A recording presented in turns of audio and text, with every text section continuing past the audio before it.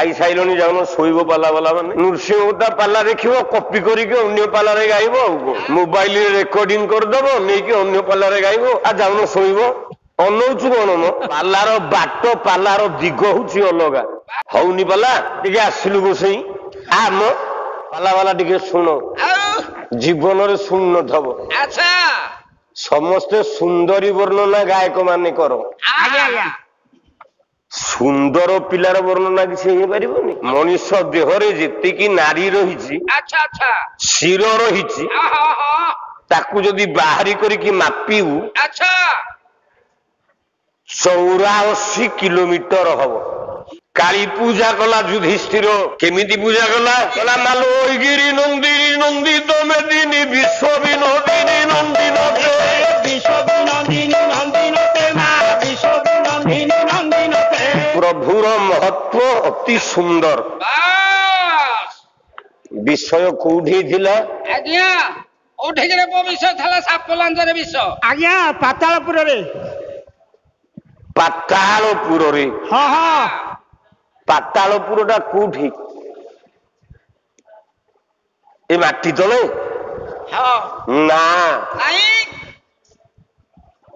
ପାତାଳ କାହାକୁ କୁହନ୍ତି ପାତାଳ ନା ପାତାଳ ଇତି ପାତାଳ ପା ପା ବୋଲେ ପାଦ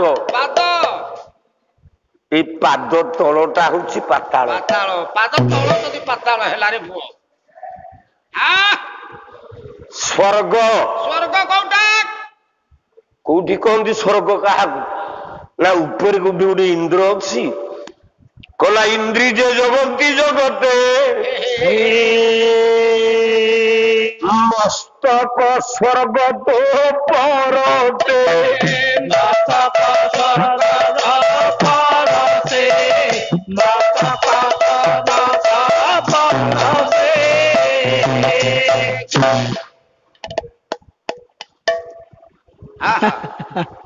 ମୁଣ୍ଡଟି ହଉଛି ସ୍ୱର୍ଗ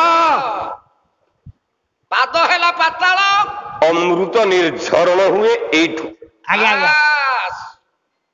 ସ୍ୱର୍ଣ୍ଣନାଭି କମଳରୁ ଗଲା ସ୍ୱର୍ଗ ଗଲା ପାତାଳ ଗଲା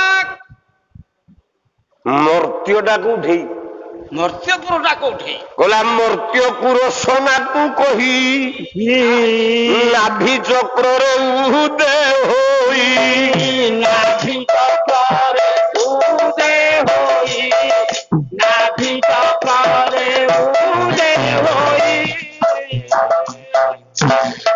ଏ ନାହିଁ ମୁଣ୍ଡାଟା ହଉଛି ମର୍ତ୍ତ୍ୟପୁର ଆଚ୍ଛା କାହିଁକି ମର୍ତ୍ତ୍ୟପୁର ଲାଭି ମୁଣ୍ଡା ହେଲା ମଣିଷ ଦେହରେ ଯେତିକି ନାଡ ବୋଲେ ନାଳି ରହିଛି ଶିର ଦାଣ୍ଡି ଯେତେ ସମସ୍ତ କେତେ ବାଟ ହବ ଜାଣିଛୁ କେତେ ବାଟ ଆଜ୍ଞା ମନେ ରଖ ଆଜ୍ଞା ମଣିଷ ଦେହରେ ଯେତିକି ନାରୀ ରହିଛି ଶିର ରହିଛି ତାକୁ ଯଦି ବାହାରି କରିକି ମାପିବୁ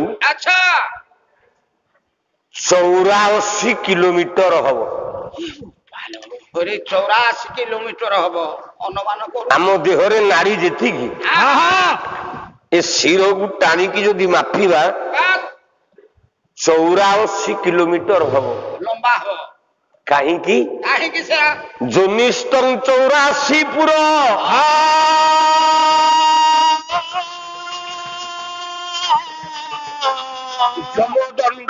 ନିୟନ୍ତେ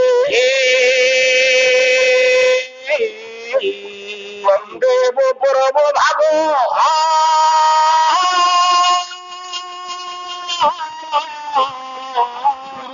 ପରବ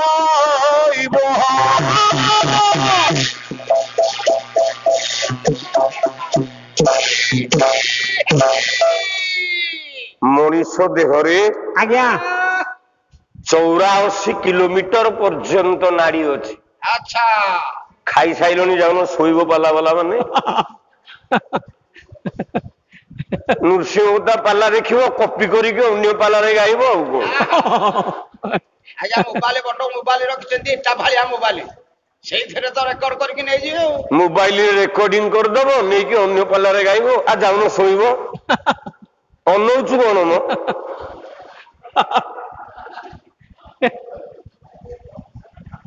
ପାଲାର ବାଟ ପାଲାର ଦିଗ ହଉଛି ଅଲଗା। ବାସ୍। ହଉନି ପାଲା ଟିକେ ଆସିଲୁ ଗୋସେଇ ଆମ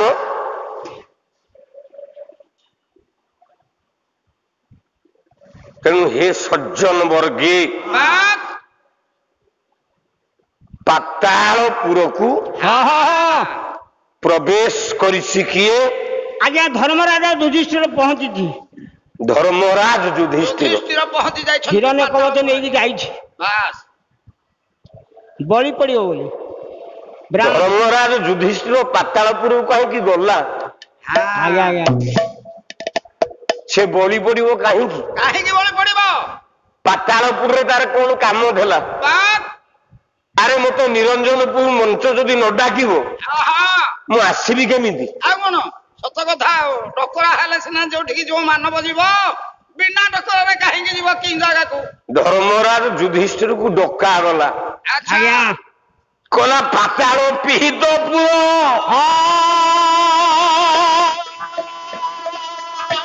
ଅଭିଷ୍ଟ ମହାମେଦିନୀ ଧର୍ମସିଆ ତପର ପୂର୍ଣ୍ଣା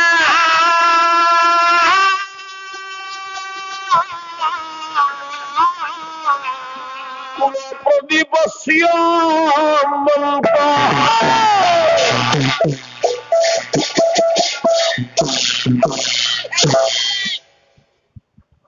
ପାତାଳ କଟକକୁ ଯିବା ପାଇଁ ବାଧ୍ୟ ଯୁଧିଷ୍ଠିର। କାହିଁକି? କାହିଁକି ବାଧ୍ୟ ହେଇକି ଗଲେ ପାତାଳପୁର? ନା ସାନ ଭାଇ ଅର୍ଜୁନ ଯାଇଛି ପାତାଳକୁ। ଓହୋ କଥାଟା ଅଛି ଏଠି ଅଛି ଆଉ। ସାନ ଭାଇ ଅର୍ଜୁନ ପାତାଳ କଟକକୁ ଯାଇଛି। ଆଜ୍ଞା ଆଜ୍ଞା ପାତାଳ କଟକରେ ଗୋଟେ ସୁନ୍ଦରୀ ଝିଅ। ଆଚ୍ଛା।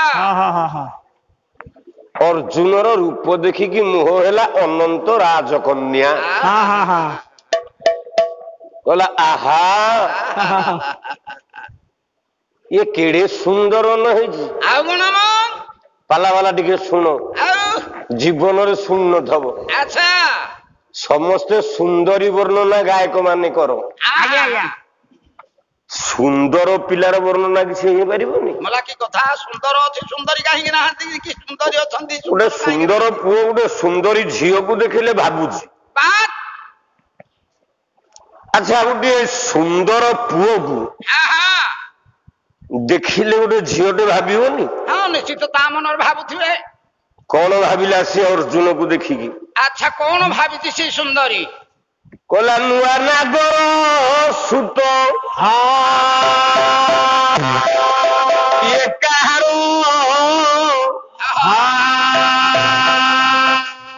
ସୁଷମାଏ ସଂସାରୁ ଇଏ ବାହାର ଯେଉଁ ନାରୀ ଧରିବ କ୍ରିୟା କର କେଡେ ଭାଗ୍ୟ ନ ହେବ ତାହାର କେଡେ ଭାଗ୍ୟ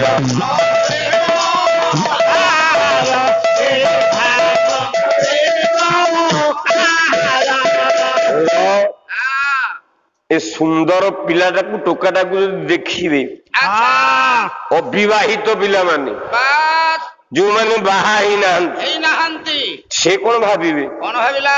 ଅବିବାହୀ ମାନେ ବୁଝିବେ ହରରେ ବୁଝିବେ ଧରିବା ପାଇ ସୁନ୍ଦର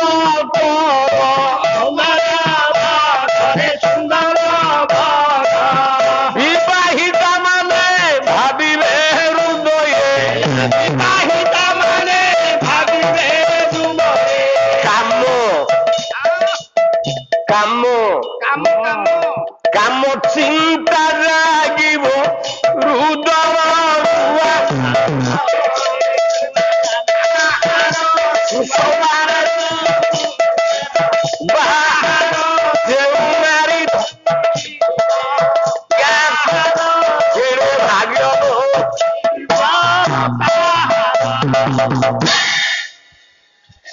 ବିବାହିତା ନାରୀ ମାନଙ୍କର କାମ ଭାବ ଜାଗ୍ରତ ହବ। ଆଚ୍ଛା ସୁନ୍ଦର ଅର୍ଜୁନକୁ ପାତାଳ କଟକରେ ଆଚ୍ଛା ଦର୍ଶନ କରିଛି ଅନନ୍ତ ନାଗ କନ୍ୟା ବେଲାବାଳି। ପିଲାମାନେ ବାସ୍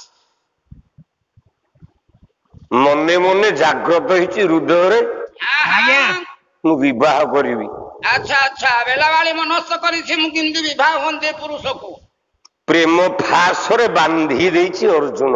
ଅର୍ଜୁନକୁ ଆଚ୍ଛା ଆଚ୍ଛା ଅର୍ଜୁନ ଆଉ ଆସିପାରୁନି। ଏମିତି ନାଇଁ ନାଇଁ ନାଇଁ ନାଇଁ ନାଇଁ ନାଇଁ ଏପଟେ ଧର୍ମରାଜ ଯୁଧିଷ୍ଠିରଙ୍କର ଚିନ୍ତା ବଢିଗଲାଣି। ନିଶ୍ଚିତ, ବଢିଗଲାଣି। ଭାଇ ଜଣେ ନାହାନ୍ତି ପାଖରେ ନିଶ୍ଚିତ ଚିନ୍ତା।